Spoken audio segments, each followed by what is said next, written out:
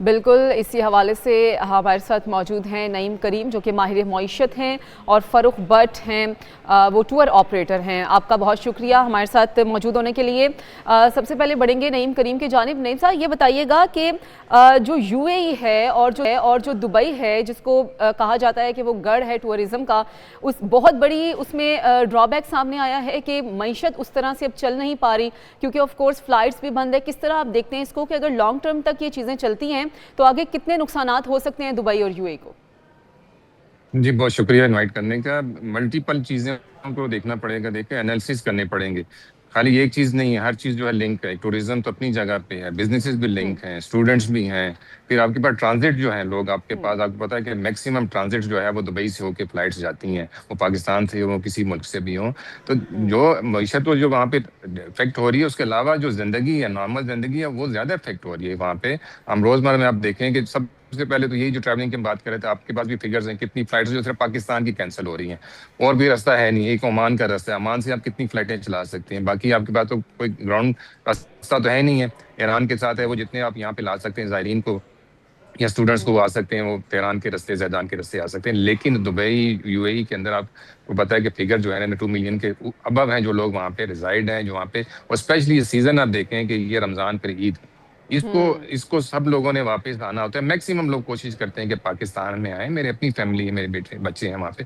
लेकिन बात वही है कि आपके पास ऑल्टरनेटिव नहीं है। हमें सिर्फ नहीं सोचना पड़ेगा, पूरी दुनिया को इस बारे में सोचना पड़ेगा कि ईरान की जंग जो है ये पूरी दुनिया को इस लपेट में लिया हुआ है। और अगर ये ट्रम्प साहब की जो बातों के ऊपर हम जाते जाएं, तो अब इकानमी एक तरफ रह जाएगी, उनकी बातें एक तरफ रह जाएंगी। ये नुकसान खाली एक यूएई का नहीं है। यूएई हमेशा से सिफत तरीन जो है ना मुल्क समझा जाता था, हर लिहाज हम्म, से, बिजनेस के लिहाज से, रहने के लिहाज से, स्टडीज के लिहाज से। लेकिन आज आपके सामने है कि वहाँ पे क्या हालात बने हुए हैं, क्योंकि बहुत छोटा सा है वो छोटा सा मुल्क है। लेकिन देखें वहाँ पे जो हालात बने हैं वो डायरेक्ट उसके अंदर वार नहीं है, लेकिन उस वार का हिस्सा वो बने, वो अपनी चॉइस से नहीं बने। लेकिन बात यह है कि इन सब चीजों को एनालिसिस करना पड़ेगा, इसकी इकोनॉमी को भी देखना पड़ेगा, थिंक टैंक को बैठना पड़ेगा। और आज जितने भी नारे लगाए जा रहे हैं इसराइल के अंदर बैठ के, अमेरिका के अंदर बैठ के, उनको सोचना पड़ेगा ये इतना आसान नहीं है। ये आपके लिए गजा नहीं है, ये कश्मीर नहीं है, ये ईरान है, उसका लिंक है। आप देख लें अभी, आप ऑयल किधर जाएगा, आप देखते जाइए कभी। आज तो हम रिजर्व्स की बातें कर रहे हैं, हमारे यहाँ कितने लोग पैनिक होते हैं। यूएई के अंदर अब थोड़े से हालात में लोग पैनिक होना शुरू हो गए, कोई ओमान की तरफ भाग रहे हैं, कोई किसी रास्ते से जा रहे हैं। ट्रैवलिंग की कॉस्ट जो है 5 गुना बढ़ गई, डबल की बात नहीं, 5 गुना प्राइसेस अभी वन वे चार्जेस कर रहे हैं। जो जितनी भी फ्लाइट्स पाकिस्तान में भी आ रही हैं, एक दो फ्लाइट्स कराची में आई हैं, इस्लामाबाद में आई हैं, वो 3.5-4 लाख रुपए की वन वे टिकट दे रहे हैं फ्लाइट दुबई के बाद। तो बात यह है कि सारी चीजों को एनालिसिस करना पड़ेगा, इसको उसके हिसाब से जो है ना आगे आपको इसकी सोल्यूशन निकालने पड़ेंगे।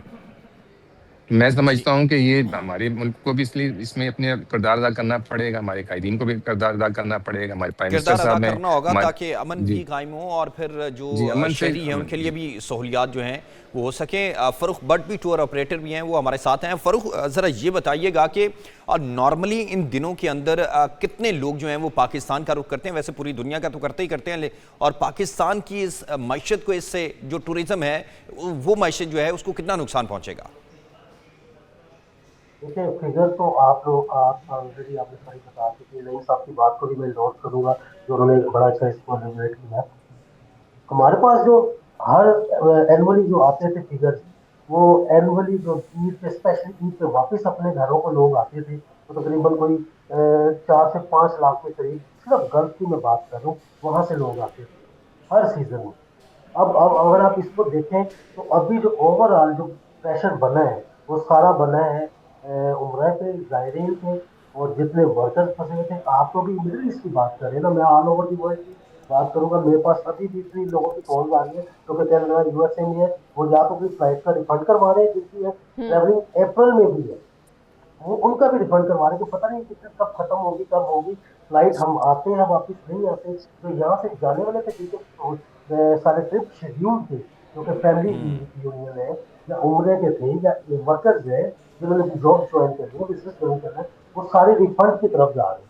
तो हमारी इंडस्ट्री को तो नुकसान ही नुकसान हो रहा है कि हम्म, लास्ट कपल ऑफ डेज से जितनी फ्लाइट्स सेल हो रही है, हमारे पास हर डेली, हर 2 घंटे बाद, 3 घंटे बाद अपडेट आ रही है कि फ्लाइट।